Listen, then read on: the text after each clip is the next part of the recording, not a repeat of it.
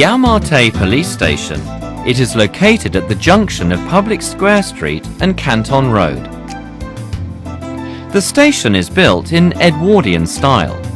It is made up of two parts, the old wing and the new wing, which were built in 1922 and 1957 respectively. It has been recognized as one of the most significant local landmarks. In 2006, the station was threatened to be demolished to make way for the proposed Central Kowloon route, which will connect Yau Ma Tei with the future Kai Tak development area.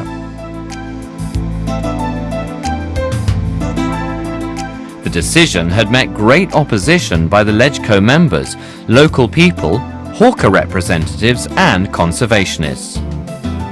In order to balance the urban development and heritage conservation, the government held a number of public forums to collect opinions from the concerned parties.